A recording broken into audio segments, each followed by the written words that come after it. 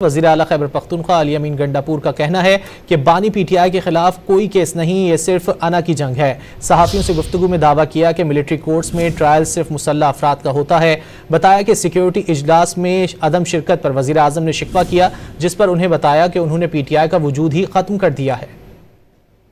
गलतियां हुई हैं, अब उन गलतियों को हमने रिव्यू करना है, उनके ऊपर अना का मसला नहीं बनाना।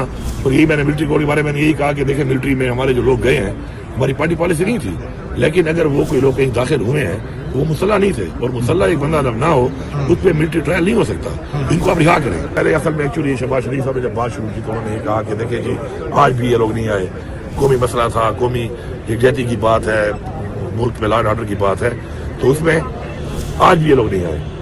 उसमें मैंने जब बात शुरू की तो मैंने कहा देखें जी, मैं वज़ीर आला हूँ उसी पार्टी का, पीटीआई का, लेकिन मैं आजाद हैसियत से बैठा हूँ। आपने तुम्हारी पार्टी का वजूद ही खत्म कर दिया है, रिजर्व सीट मुझे नहीं मिली, सेनेट का इलेक्शन मेरा नहीं हो रहा, मेरी पार्टी का आपने वजूद खत्म कर दिया है। फिर हमने सिर्फ एक डिमांड की कि हमारे लोगों को जाके इमरान खान से मिलने दिया जाए ताकि मुशावरत करके हम आ जाएं। आपने वो भी नहीं छोड़ा, तो फिर आपकी तरफ से ही सारे मसाइल है ना, वरना अगर आप मिलने देते तो आज आ जाते, बात कर लेते।